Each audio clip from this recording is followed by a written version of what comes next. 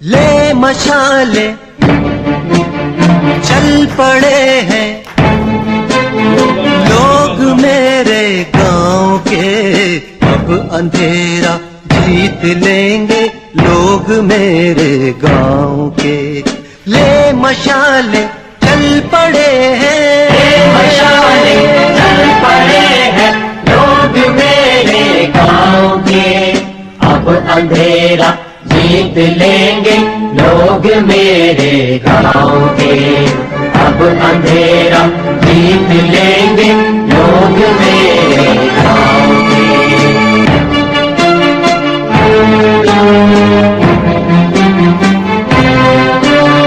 पूछती है झोपड़ी और पूछते हैं खेत भी,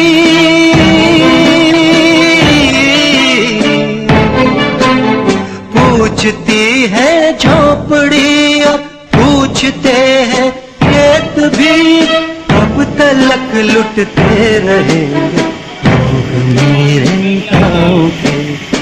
ले मशाले चल पड़े हैं, मशाले चल पड़े हैं लोग मेरे गांव के, अब अंधेरा जीत लेंगे लोग मेरे गांव के, अब अंधेरा जीत लेंगे लोग मेरे गांव के।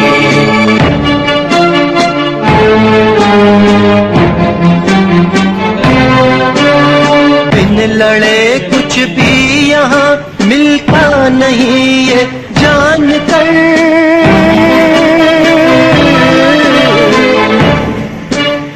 बिन लड़े कुछ भी यहाँ मिलता नहीं ये जान कर, अब लड़ा।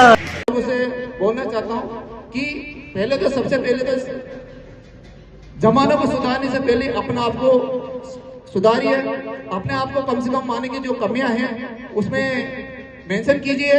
हो सकता है ये कुछ ना कुछ कमियां अपने अंदर भी हो सके। अपन जनता को सुधारने तो जा रहे हैं लेकिन अपने अंदर कुछ चीजें महसूस कर नहीं पा रहे, तो मेरा सभी दिशा निर्देश नहीं मिल पाता। और बहुत धन्यवाद है कि बाबा साहब भीमराव अम्बेडकर की दिए संविधान की बदौलत और हमारे जय भीम ज्ञानपीठ सेवा संस्थान के अध्यक्ष जी लोकेश कुमार जी की बदौलत पूरे बूंदी जिले में देखा हुआ है हमने, हर जगह पर हर ब्लॉक में शिक्षा की वो अलौकिक लोग जलाए हर्षोल्लास से सर्वप्रथम परम पूज्य बाबा साहब भीमराव अम्बेडकर की प्रतिमा पर माल्यार्पण करके परम देश कार्यालय का उद्घाटन किया। कार्यालय का सबसे बड़ा मुख्य उद्देश्य है, हमारे आपको पम्फलेट मिलेगा उसमें भी मुख्य उद्देश्य है, सबसे बड़ा उद्देश्य है शिक्षा की तरफ है। परम पूज्य बाबा साहब भीमराव अम्बेडकर जो हमारे समाज में सांप्रदायिक में और जो आसपास रह रहे हैं, जो वंचित हैं, जो शिक्षा से वंचित हैं, बेरोजगारी से वंचित हैं, उनको शिक्षा के रूप में शिक्षा और बेरोजगारी के रूप में रोजगार देने का प्रयास करूंगा। और इस संस्थान के माध्यम से लोकेश जी सर जो राष्ट्रीय अध्यक्ष हैं, इन्होंने बताया है कि इसमें कई प्रकार को हमारे बच्चों को अच्छे अच्छे रोजगार दिलवाए हैं। यहाँ तक तो इन्होंने सम्मेलन भी किए, निस्वार्थ भाव से निःशुल्क सम्मेलन भी किए, और इनको मैं बहुत बहुत धन्यवाद देता हूँ लोकेश जी भाई साहब को, जो आज इन्होंने संस्था चलाकर गांव गांव डाणी डाणी में बच्चों के लिए रोजगार तैयार किया है। और मैं धन्यवाद देता हूँ हमारे विनोद भाई को, जो विनोद भाई ज्ञानपीठ सेवा केंद्र से जुड़ के और 12 तक इस मुहिम को लाके और हमारे बच्चों के लिए एक योजना तैयार की। और इस योजना का हम हर गांव गांव डाणी डाणी में घूमेंगे और हर बच्चे को इस योजना के से अवगत करवा के और रोजगार से और शिक्षा के माध्यम से, सामाजिक के माध्यम से आगे बढ़ाने की कोशिश करेंगे। जय भीम।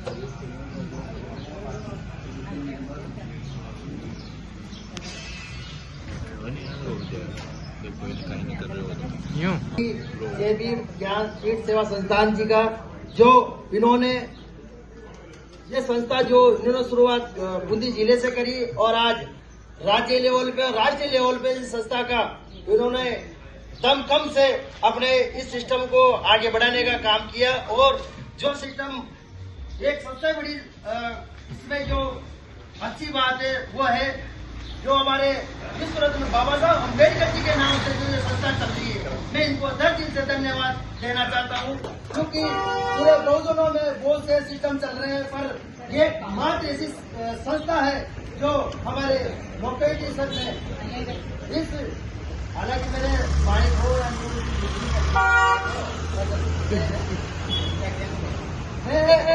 इस सिस्टम को लेकर बहुत दमखम और संघर्षशील तरीके से इस सिस्टम को पूरे राज्य और राष्ट्रीय लेवल पर पहुंचाने के लिए हम तन मन धन हमारे बहुजन साथी और संघर्षशील साथी इस संस्था को आगे बढ़ाने के लिए काम करेंगे। और ये संस्था पूरे बहुजन समाज के लिए एक क्रांति का साधन है। जो बाबा साहब का जो एक नारा था, जो जितना शिक्षा ग्रहण करेगा वो पूरे विश्व में ताड़ने का काम करेगा, अपने हक अधिकार की बात करेगा और अपने मान सम्मान की लड़ाई लड़ने का काम जो किया जाता है वो शिक्षा ग्रहण करके किया जाता है। मैं इस संस्था को दिल से धन्यवाद देते हुए हमारी जो ये संस्था शुरुआत लोकेश जी ने करी थी, ये शुरुआत को आगे बढ़ते हुए ये गवर्नमेंट से रजिस्टर्ड हो चुकी है, ये राज्य लेवल पर रजिस्टर्ड हो चुकी है। और इस संस्था के थ्रू लोकेश जी ने हमारे बहुजन समाज इस पावर की संस्था है कि हमारे जो टीम आर्मी राजा समाज पार्टी का जो सिस्टम था उसमें उस बैनर तले इन्होंने सम्मेलन करवा दिया निःशुल्क। मैं दिल से इनका धन्यवाद देना चाहता हूँ कि पूरे भारत में हमने देखा है कि किसी इस संस्था की कम नहीं है जो किसी चंद्रशेखर के भाई के सिस्टम को वो बैनर करे और उस प्रोग्राम को सर्व समाज के प्रोग्राम को करा सके। इस प्रोग्राम के माध्यम से 12 जिले का जो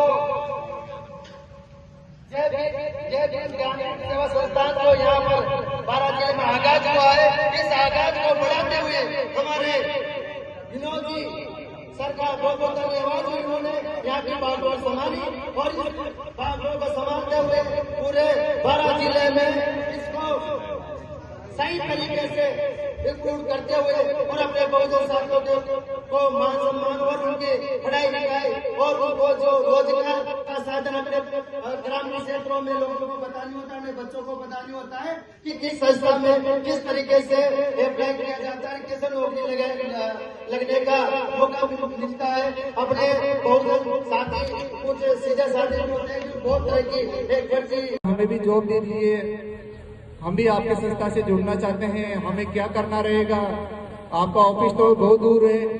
लेकिन हमने विचार किया कि जिस संस्था को मैं बूंदी में चला सकता हूँ 12 में क्यों नहीं चला सकता। बाबा साहब ने संविधान दिया है, संविधान की वजह से अच्छे अच्छे MLA MP मंत्री बैठते हैं, तो अपनी संस्था एनजीओ संस्था सामाजिक संस्था है, कोई पॉलिटिक्स पार्टी तो है नहीं, क्योंकि अपन भी एक जिले से दूसरे जिले में इसको विकसित कर सकते हैं। जैसे ही हमने उद्देश्य को देखा उसमें हमारा ऑप्शन आता है बूंदी ओब्लिक रास्ता।